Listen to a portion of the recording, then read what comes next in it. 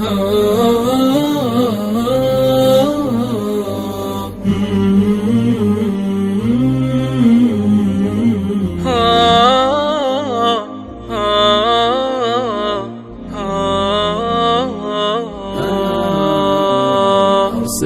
همي في دياجير الظلم. إن الحمد لله نحمده ونستعينه ونستغفره ونعوذ بالله من شرور أنفسنا ومن سيئات أعمالنا. من يهده الله فلا مضل له ومن يضلل فلا هادي له. وأشهد أن لا إله إلا الله وحده لا شريك له وأشهد أن محمدًا عبده ورسوله صلى الله عليه وسلم. وشر الأمور محدثاتها وكل محدثة بدعة وكل بدعة ضلالة وكل ضلالة في النار. يا أيها الذين آمنوا اتقوا الله حق تقاته ولا تموتن إلا وأنتم مسلمون. يا أيها الناس اتقوا ربكم الذي خلقكم من نفس واحدة وخلق منها زوجها وبث منهما رجالا كثيرا ونساء. واتقوا الله الذي تساءلون به والأرحام إن الله كان عليكم رقيبا. يا أيها الذين آمنوا اتقوا الله وقولوا قولا سديدا يصلح لكم أعمالكم ويغفر لكم ذنوبكم ومن يطع الله ورسوله فقد فاز فوزا عظيما.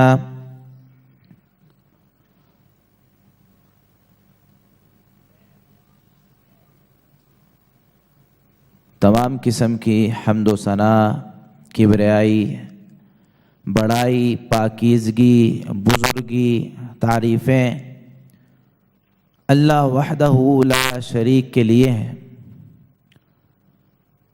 اور تمام قسم کے درود و سلام امام الانبیاء، امام الکائنات، امام الرسل جناب محمد الرسول اللہ صلی اللہ علیہ وسلم کے لیے۔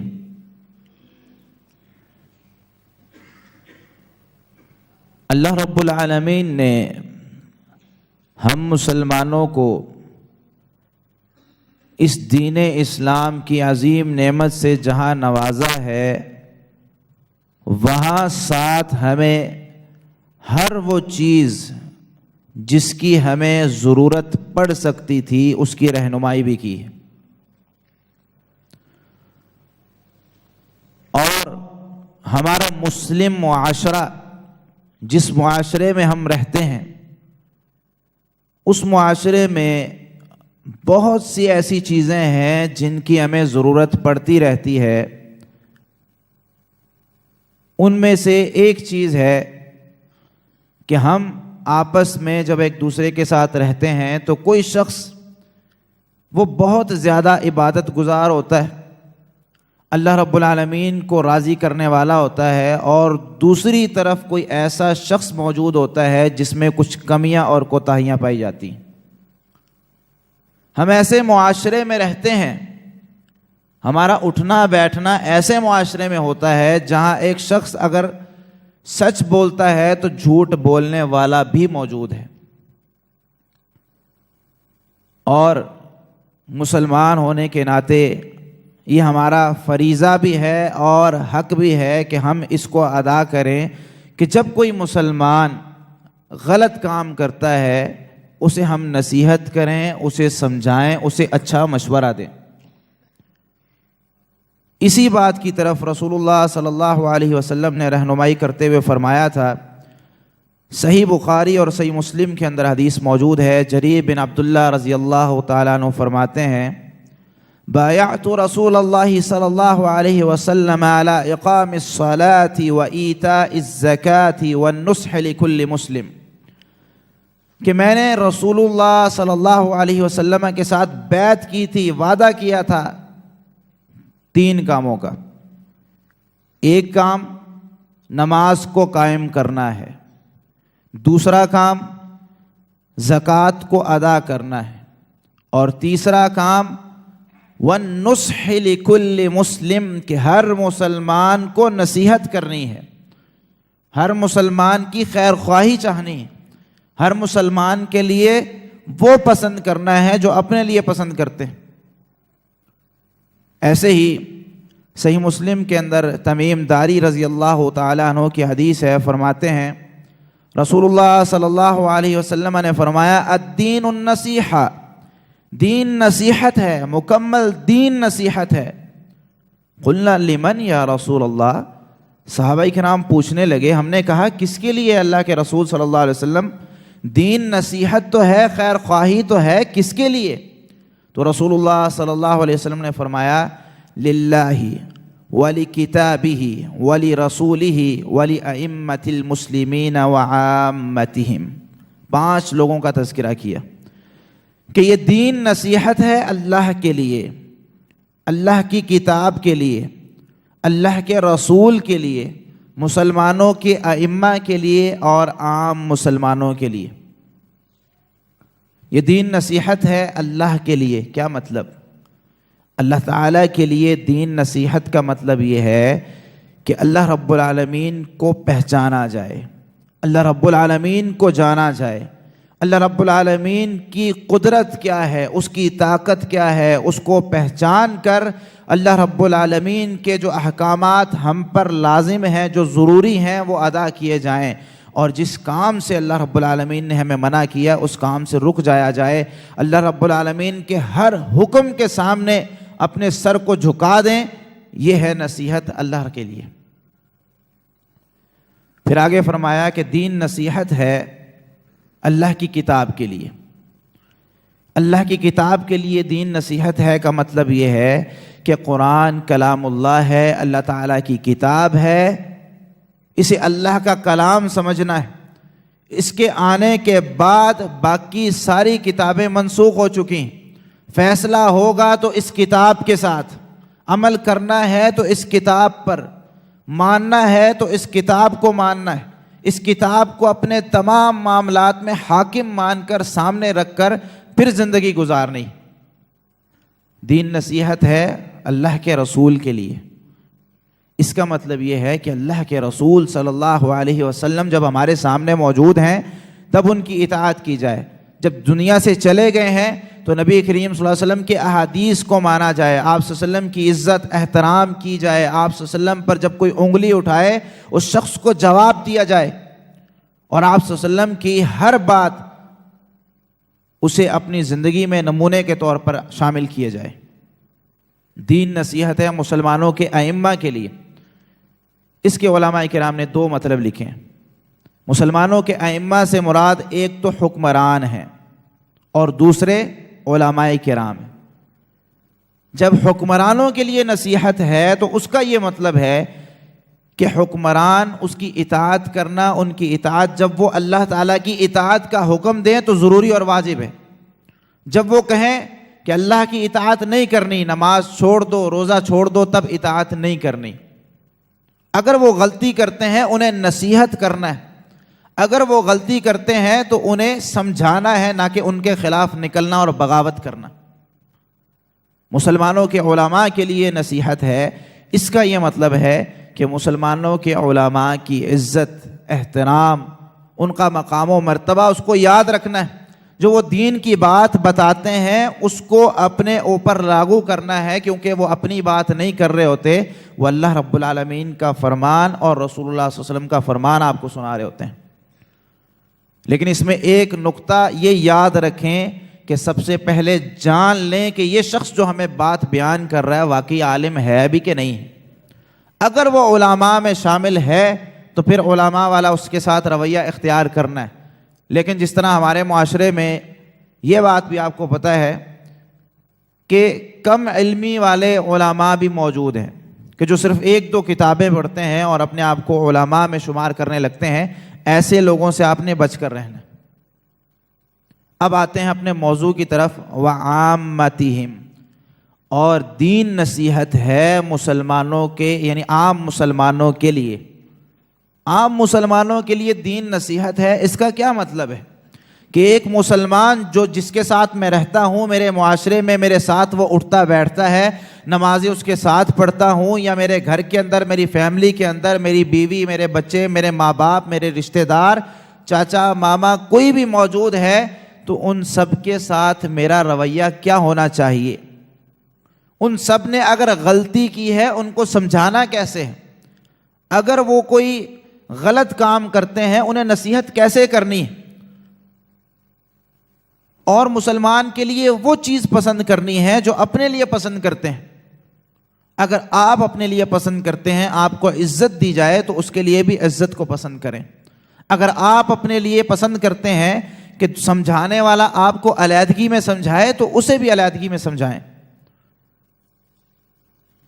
تو یہ نبی کریم صلی اللہ علیہ وسلم کے جو فرامین ہیں، ایسے ہی اللہ رب العالمین نے انبیاء علیہم السلام کا قرآن میں تذکرہ فرمایا ہے کہ بہت سے ایسے انبیاء علیہم السلام ہیں جو اس اللہ رب العالمین کے حکم پر عمل کرتے رہے کہ لوگوں کو نصیحت کرتے رہے، سمجھاتے رہے، جیسا کہ یونس علیہ السلام، نوح علیہ السلام، ہود علیہ السلام، جتنے بھی انبیاء علیہم السلام گزرے ہیں ان کا یہ کام تھا کہ لوگوں کو برائی سے نکال کر نیکی کی طرف لانا ہے۔ ہم بھی دیکھتے ہیں ہمارے معاشرے میں، اگر ہم نماز پڑھ رہے ہیں، ہمارا ایک نمازی بھائی جو ہمارے ساتھ نماز پڑھتا ہے وہ ایک غلطی کر رہا ہے، وہ غلطی کرتا ہے تو ہم آگ بگولا ہو جاتے ہیں اور اس کے خلاف باتیں کرنا شروع کر دیتے ہیں، یا ڈائریکٹ اس پر فتویٰ لگا دیتے ہیں کہ تو نے یہ کام غلط کیا ہے۔ کیا یہ اسلامی طریقہ ہے؟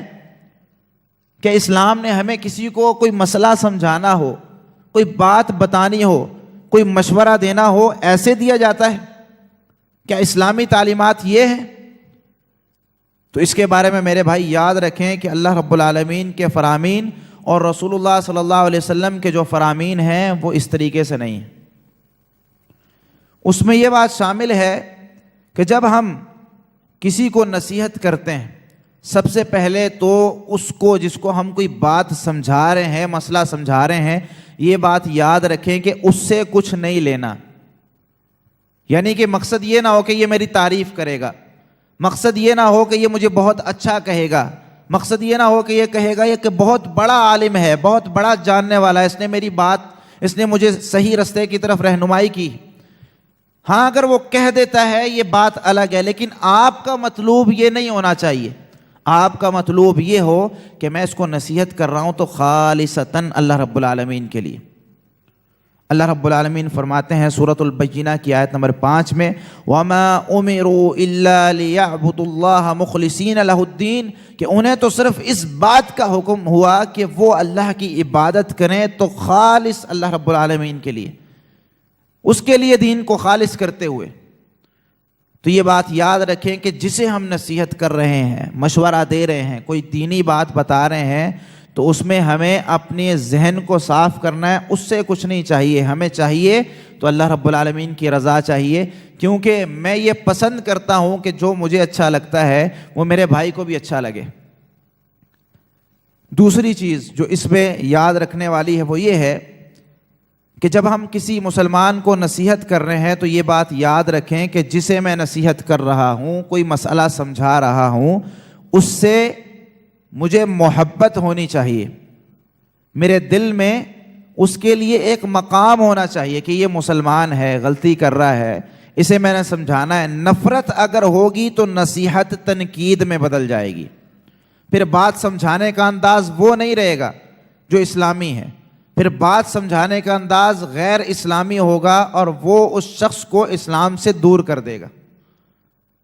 آپ اس شخص کو پسند کریں، اگر وہ شخص آپ کو اچھا نہیں لگتا کسی اور کے ذریعے اس کو مسئلہ سمجھا دیں، لیکن جب آپ اس کو مسئلہ سمجھائیں گے، آپ اسے نصیحت کریں گے، کوئی اسلامی بات بتانے کی کوشش کریں گے، تو میرے بھائی آپ کا اور اس کا جھگڑا ہو سکتا ہے، کیونکہ آپ کے دل میں اس کے لیے محبت نہیں ہے، آپ کے دل میں اس کے لیے مودت اور عقیدت نہیں ہے۔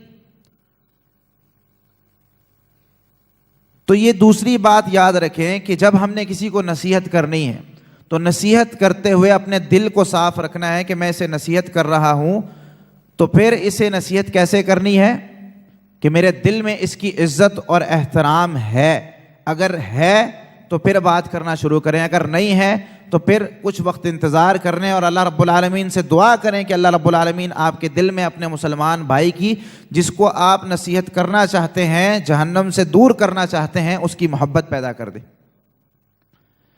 تیسری چیز اس میں وہ یہ یاد رکھنے والی ہے کہ جب ہم کسی مسلمان کو کوئی مسئلہ بتاتے ہیں، کوئی نصیحت کرتے ہیں، تو وہ یہ ہے کہ دھوکہ، خیانت اور غلط بات کی طرف رہنمائی ایسا نہیں کرنا ہے کہ اگر مجھے مسئلے کا پتہ ہے یا کوئی شخص مجھ سے مشورہ مانگتا ہے، وہ کہتا ہے بھائی مجھے اس بات کا مشورہ دے دے، میں یہ کام کرنا چاہتا ہوں، لیکن ہم دیکھتے ہیں کہ اگر اسے یہ مشورہ دے دیا یہ تو بہت آگے نکل جائے گا، یہ ذہین ہے، یہ اچھا ہے، اگر میں نے اسے یہ بات بتا دی، مثال کے طور پر کوئی شخص کاروبار کے بارے میں آپ سے مشورہ لیتا ہے کہ میں فلاں کاروبار کرنا چاہتا ہوں، اب آپ کو پتا ہے کہ اگر اسے میں نے بتا دیا تو یہ تو مجھ سے آگے نکل جائے گا یا بہت زیادہ کما لے گا، تو وہ شخص اس کو غلط بتاتا ہے یا کچھ ایسی چیزیں بتا دیتا ہے جس سے بہت زیادہ فائدہ نہیں ہوتا، تو یہ نصیحت اور خیر خواہی نہیں ہے۔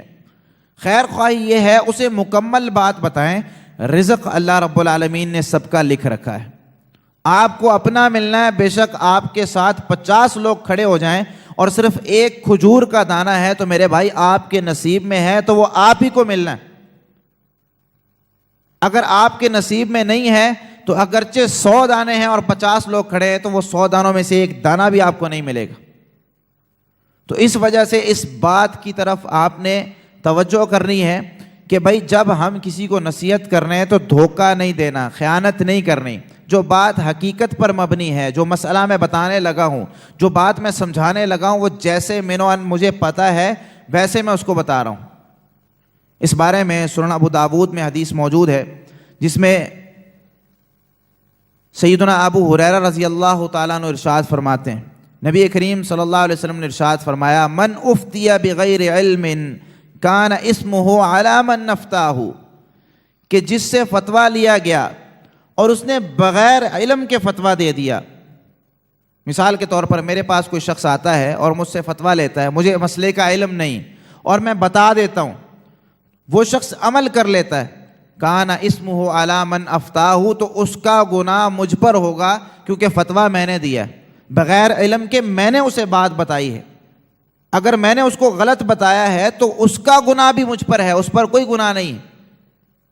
اگر مجھے پتا نہیں تھا میں کہہ دیتا مجھے نہیں پتا، اگر مجھے پتا نہیں تھا میں کسی سے پوچھ کر بتا دیتا، لیکن جب میں اس طریقے سے کرتا ہوں کہ بس مجھے پتا نہیں ہے کچھ نہ کچھ بتا دو، جس طرح کہ ہمارے معاشرے میں ہوتا ہے، کئی لوگ کہتے ہیں جی ہر بندہ مفتی ہے اور ہر بندہ حکیم ہے، اب پتہ نہیں یہ بات کہاں تک سچ ہے۔ تو میرے بھائی اگر ہمیں پتہ ہے تو ہم بتائیں، اور اس حدیث کا اگلا ٹکڑا یہ ہے، وَمَنْ عَشَارَ عَلَىٰ أَخِيهِ بِأَمْرٍ يَعْلَمُ أَنَّ الرُّشْدَ فِي غَيْرِهِ فَقَدْ خَانَهُ، کہ جس نے اپنے کسی بھائی کی رہنمائی کسی ایسے کام کی طرف کی جو اچھا نہیں تھا، اسے پتہ ہے کہ اس کے برعکس دوسرا معاملہ بہت زبردست ہے، وہ اچھا ہے، تو اس نے اس کی خیانت کی ہے۔ تو میرے بھائی جو بہترین بات ہے وہ ہم نے آگے ڈلیور کرنی، وہ ہم نے آگے پہنچانی۔ اگر ہمیں مسئلے کا پتہ نہیں ہے یا جو شخص ہم سے پوچھ رہا ہے جس مسئلے کے بارے میں وہ ہمیں پتہ نہیں ہے تو چھوڑ دیں، اس کو نہ بتائیں، لیکن اگر پتہ ہے تو پھر اس کو بتانے کی کوشش کریں۔ اسی طریقے سے جب ہم کسی کو نصیحت کرتے ہیں تو یہ بات یاد رکھیں کہ ہم نے اس کی بے عزتی نہیں کرنی، اس کو عار نہیں دلانے، یہ نہیں کہنا کہ میں بہت اچھا ہوں، میں تو 5 وقت کا نمازی ہوں، میں تہجد گزار ہوں، میں روزے رکھتا ہوں، تو کچھ بھی نہیں کرتا، میں فلاں کام کرتا ہوں، اللہ رب العالمین نے مجھے معاف کر دینا، تجھے معاف نہیں کرنا، اللہ رب العالمین نے تجھے نہیں بخشنا، اس طرح کے الفاظ کبھی استعمال نہ کریں۔ اس بارے میں رسول اللہ صلی اللہ علیہ وسلم کا فرمان سنن ابو داود میں 4901 نمبر روایت پر موجود ہے کہ بنی اسرائیل میں 2 آدمی تھے، آپس میں رہا کرتے تھے، دونوں کے اندر بھائی چارہ تھا۔ ایک بڑا تہجد گزار ہے، عبادات کرتا ہے، کان مجتہد فی العبادہ، عبادت کرتے ہوئے بڑی محنت کرتا ہے، عبادت میں اس کا نام ٹاپ پر ہے، اور دوسرا جو ہے وہ صبح شام گناہ کرتا رہتا ہے، کوئی اس کے پاس عبادت نہیں ہے۔ اب یہ جو شخص ہے جو نیکیاں کرتا ہے، عبادت کرتا ہے، یہ صبح شام اس کو سمجھاتا رہتا ہے، صبح شام کہتا ہے کہ بھائی اس کام سے رک جاؤ، یہ جو تم کام کر رہے ہو یہ غلط ہے، یہ جو تم غلط کام کر رہے ہو اس کے بدلے اللہ رب العالمین تمہیں سزا دیں گے۔ وہ آگے سے ٹال دیتا ہے کچھ نہ کچھ کہہ کر۔ ایک دن وہ کہتا ہے کہ بھائی جاؤ، تمہارا کوئی اس میں معاملہ نہیں ہے، میں جانوں میرا رب جانے، تم مجھے نہ سمجھایا کرو۔ اس شخص کو بھی آگے سے غصہ آ گیا، کہنے لگا واللہ لا یغفر اللہ لک، اللہ کی قسم اللہ تجھے معاف ہی نہیں کرے گا۔ یا اس نے یہ کہہ دیا کہ او لا یدخلک اللہ الجنہ، کہ اللہ تجھے جنت میں داخل ہی نہیں کرے گا۔ ان دونوں باتوں میں سے اس نے ایک بات کہہ دی، اللہ رب العالمین نے دونوں کو فوت کر لیا۔ اب اللہ رب العالمین کی بارگاہ میں دونوں جمع ہیں۔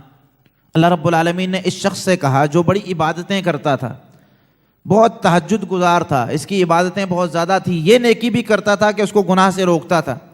اللہ رب العالمین نے اس کو یہ بات کہی، اکنت بی عالما، کیا تو میرے بارے میں جانتا تھا، میرے بارے میں تجھے علم تھا، کیا تو میرے قدرت کے بارے میں جانتا تھا کہ میری قدرت کتنی ہے؟ تو نے یہ لفظ کیسے کہہ دیا کہ میں اس کو معاف نہیں کروں گا؟ اللہ رب العالمین نے فوراً حکم دیا کہ اس بندے کو جو گناہ کیا کرتا تھا لے جاؤ اور جنت میں داخل کر دو۔ اللہ رب العالمین کی رحمت کی وجہ سے اسے جنت میں داخل کر دیا گیا۔ اور وہ شخص جس نے پوری زندگی عبادتیں کی تھی، صرف ایک کلمہ کہہ دیا، اس نے یہ کہا کہ اللہ تجھے معاف ہی نہیں کرے گا، اللہ رب العالمین نے کہا اسے جہنم میں داخل کر دو۔ سیدنا ابو ہریرہ رضی اللہ تعالیٰ عنہ فرماتے ہیں والذی نفسی بیدہ لتکلم بکلمۃ اوبقت دنیاہ وآخرتہ، اس ذات کی قسم جس کے ہاتھ میں میری جان ہے، اس نے ایک بات کہی، ایک کلمہ کہا جس نے اس کی دنیا اور آخرت دونوں تباہ و برباد کر دی۔ میرے بھائی اتنی جرت ہمارے اندر آ جاتی ہے کہ ہم 2-4 نمازیں پڑھتے ہیں یا ہم نمازیں مکمل پڑھتے ہیں تو ہم اپنے دوسرے مسلمان بھائی کو حقیر سمجھتے ہیں اور اللہ رب العالمین کی رحمت کو چھوٹا کر دیتے ہیں۔ ہمارا مقصد صرف سمجھانا ہے، حکم لگانا نہیں ہے۔ ہمارا مقصد لوگوں کو دین کی طرف لانا ہے، جو رسول اللہ صلی اللہ علیہ وسلم کا ہوا کرتا تھا۔ رسول اللہ صلی اللہ علیہ وسلم، ایک یہودی بچہ جو رسول اللہ صلی اللہ علیہ وسلم کی خدمت کیا کرتا تھا، ایک دن بیمار ہو گیا۔ رسول اللہ صلی اللہ علیہ وسلم عیادت کے لیے جاتے ہیں اور وہ آخری لمحات میں ہے۔ رسول اللہ صلی اللہ علیہ وسلم فرماتے ہیں کلمہ پڑھ لو، مسلمان ہو جاؤ۔ اب وہ کبھی اپنے باپ کی طرف دیکھتا ہے جو یہودی ہے، اور کبھی رسول اللہ صلی اللہ علیہ وسلم کی طرف دیکھتا ہے۔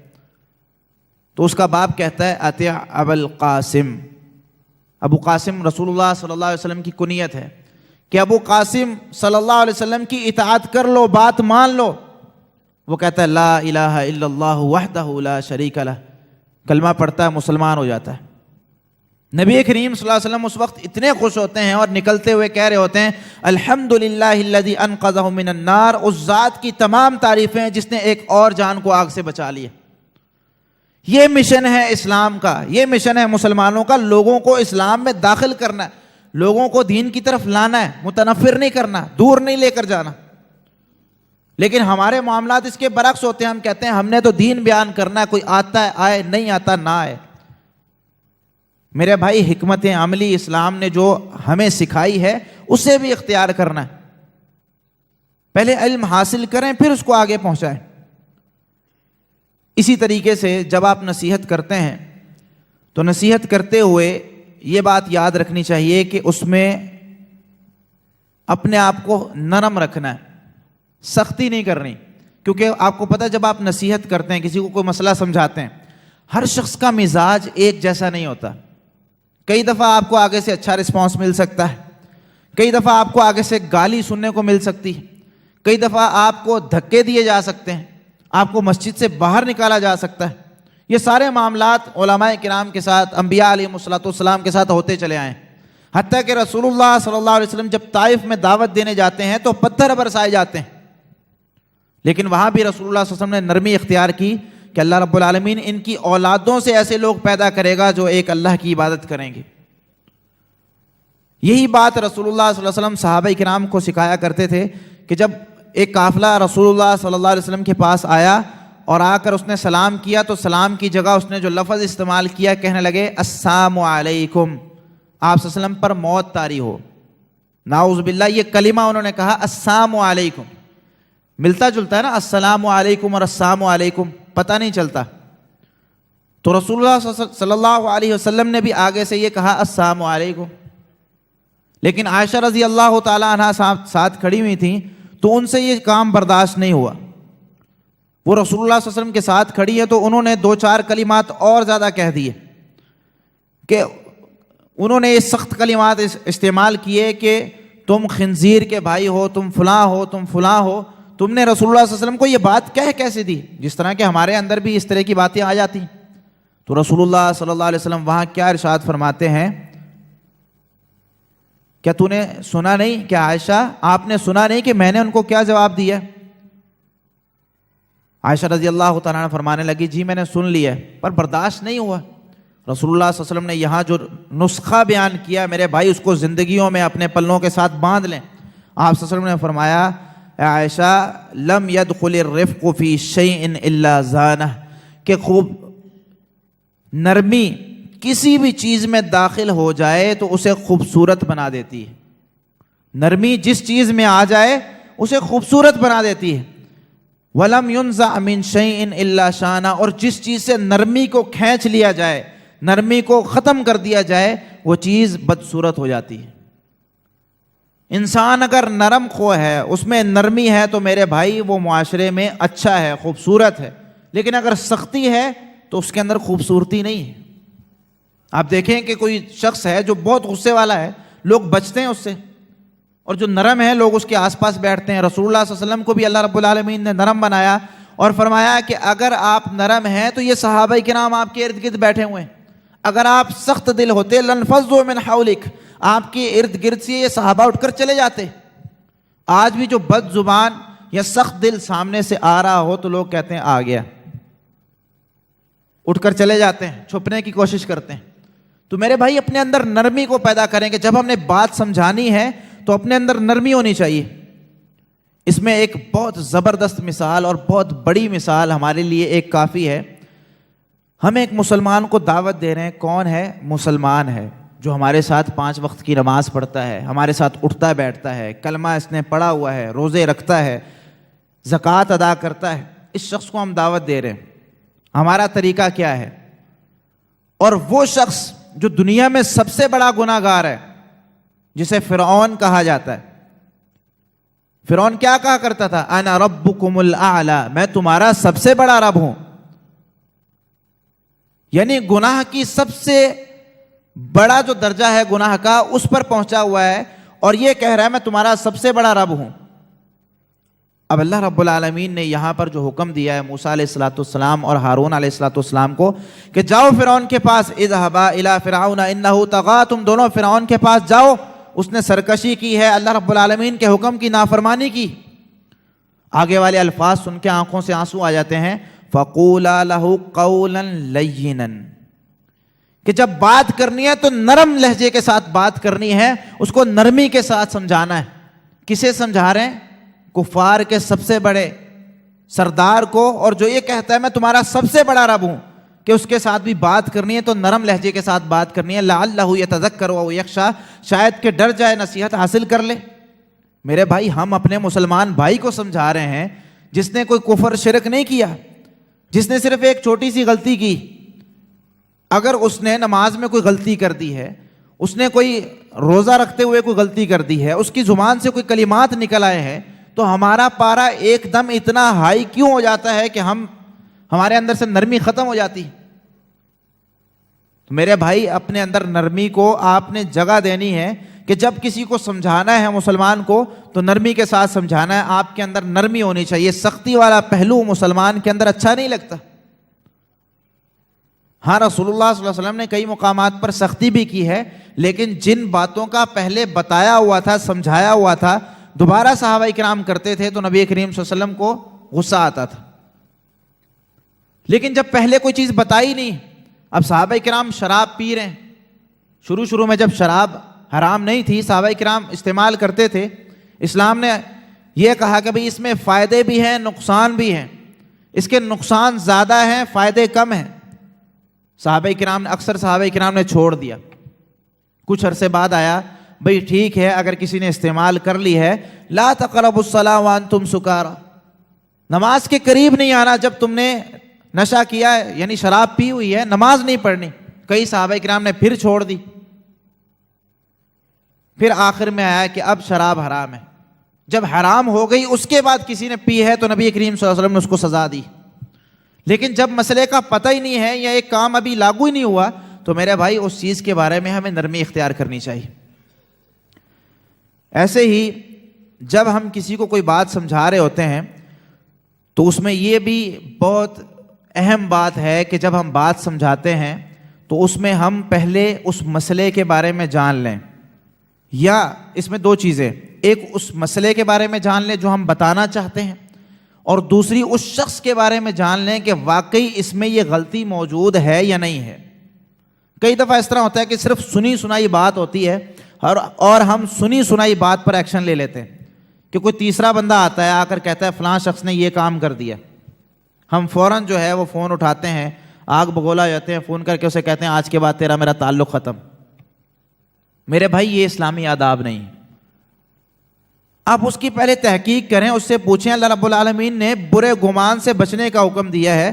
قرآن و حدیث میں بہت سے مقامات پر اللہ رب العالمین نے یہ بات ارشاد فرمائی, ان الظن اکذب الحدیث. نبی کریم صلی اللہ علیہ وسلم کے فرامین میں یہ مفہوم موجود ہے. میرے بھائی گمان سب سے جھوٹی بات ہے کہ اگر ہم برا گمان کرتے ہیں, کسی مسلمان کے بارے میں سوچ لیتے ہیں کہ اس نے یہ کیا ہے, تو وہ بہت نقصان والی بات ہے. لیکن ہمارا آدھے سے زیادہ معاشرہ اسی چیز پر چل رہا ہے کہ صرف بات سنی, سوشل میڈیا پر کسی کی ویڈیو دیکھ لی کہ کسی نے ویڈیو اپلوڈ کر دی, فلاں شخص نے آج یہ کر دیا. کوئی تحقیق نہیں, کوئی گواہ نہیں, کوئی ثبوت نہیں, ہم لوگ نتیجے پر پہنچ گئے بندہ خراب ہے. کسی نے کوئی ویڈیو بنا دی, کہہ دیا فلاں شخص وہ خراب ہے, فلاں شخص نے چوری کر لی, فلاں شخص نے ڈاکہ ڈال لیا. بھائی ثبوت, کوئی ثبوت نہیں.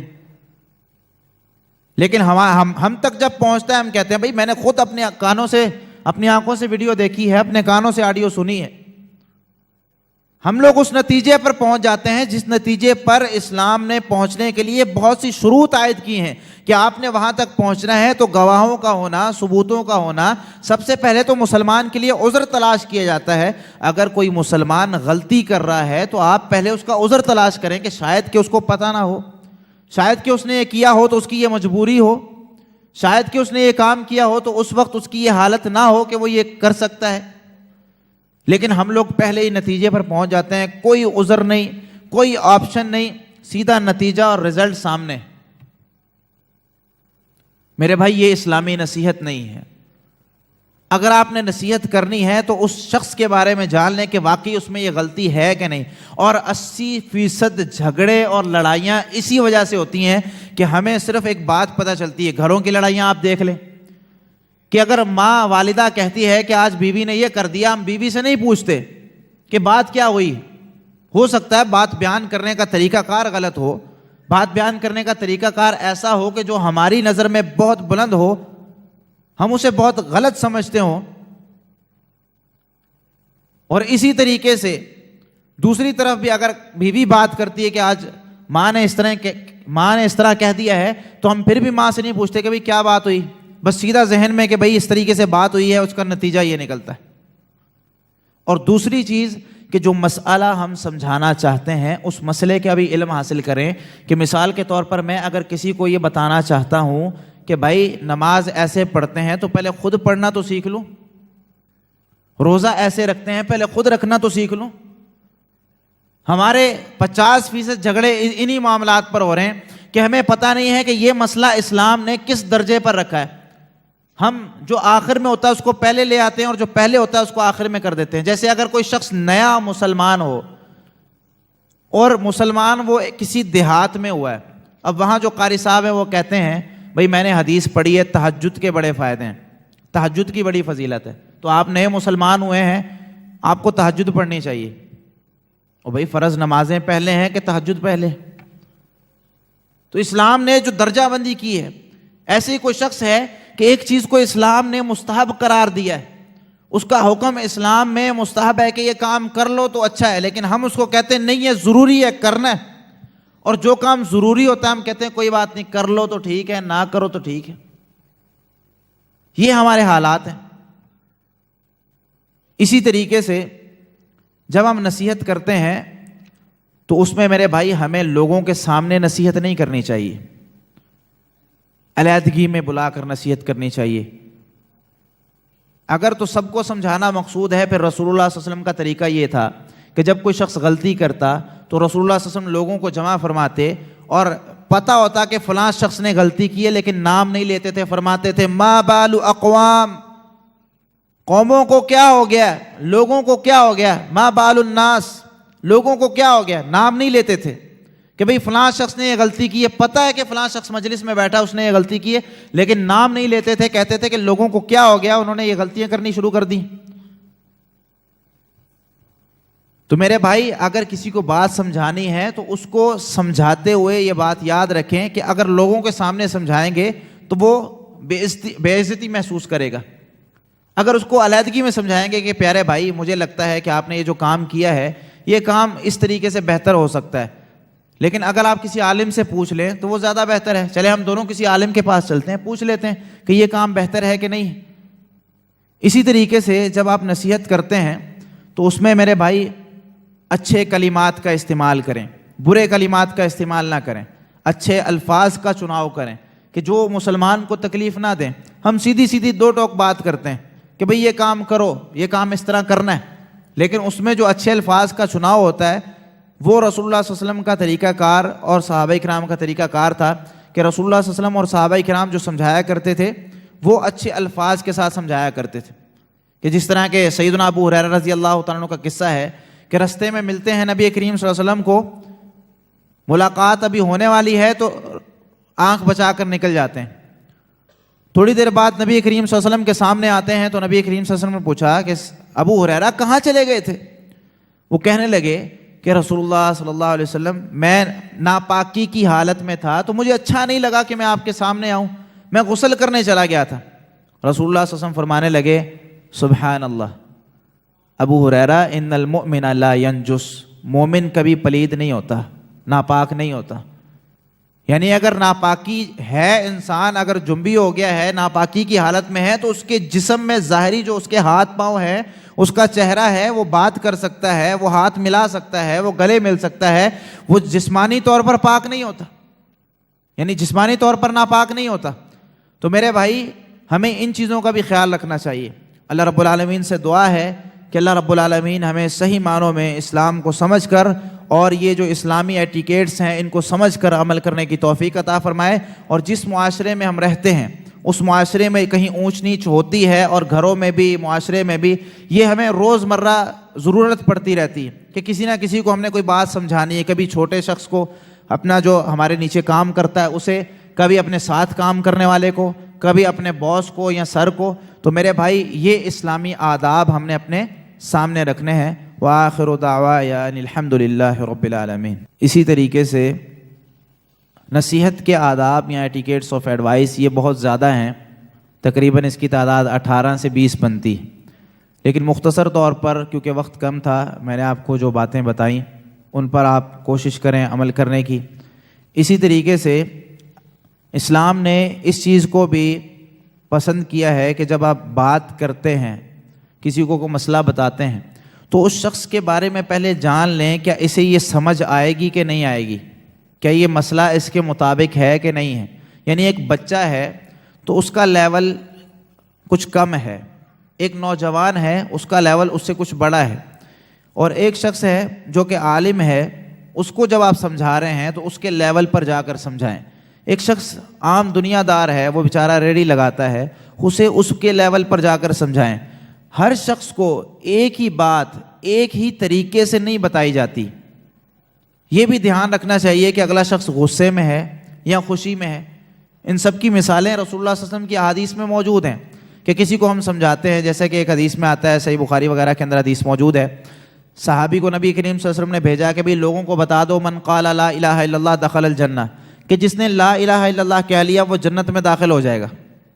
اب صحابی بتانے گئے تو عمر رضی اللہ تعالیٰ عنہ کہنے لگے کہ نہیں بتانا، اگر تم نے لوگوں کو یہ بات بتا دی کہ جس نے لا الہ الا اللہ کہہ لیا وہ جنت میں چلا جائے گا، تو عام لوگ اسے سمجھ نہیں سکیں گے، وہ صرف یہی کہہ دیں گے کہ بس لا الہ الا اللہ پڑھ لو جنت میں چلے جاؤ گے، عمل چھوڑ دیں گے۔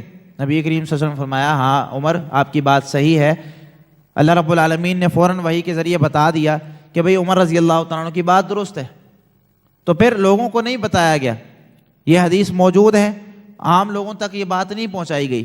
تو اس طریقے سے بہت سے ایسے واقعات موجود ہیں جس سے ہمیں، اور امام بخاری رحمۃ اللہ علیہ نے بھی اوپر جو عنوان اور ہیڈنگ قائم کی ہے اس حدیث پہ، وہ یہی ہے کہ قوم میں سے، لوگوں میں سے کچھ لوگوں کو کچھ باتیں بتا دی جائیں، کچھ لوگوں کو وہ باتیں نہ بتائی جائیں، یعنی جس کی ضرورت ہے وہ بتا دے، جس کی ضرورت نہیں ہے وہ آپ کیوں بتا رہے ہیں؟ یعنی ہر شخص کو آپ پورا اسلام سمجھا رہے ہیں یہ بھی ضروری نہیں، آپ صرف اسے اتنا بتائیں کہ بھائی صبح سے لے کر شام تک آپ نے کیا کرنا ہے، آپ نے صبح اٹھنا ہے تو کیا کرنا ہے، دوپہر کو آپ گھر جاتے ہیں تو کیا کرنا ہے، رات کو آپ گھر جاتے ہیں تو کیا کرنا ہے، یعنی سونا کس طرح ہے، جاگنا کس طرح ہے، خرید و فروخت اگر آپ کرتے ہیں تو آپ اس کے مسائل سیکھ لیں، باقی چیزیں آپ چھوڑ دیں۔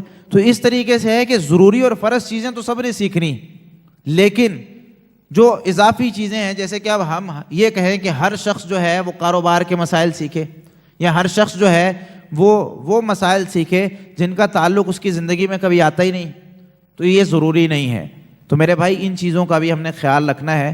اللہ رب العالمین سے دعا ہے کہ اللہ رب العالمین ہمیں دنیا اور آخرت میں تمام قسم کی بھلائیاں عطا فرمائے۔ ربنا آتنا فی الدنیا حسنۃ وفی الآخرۃ حسنۃ وقنا عذاب النار۔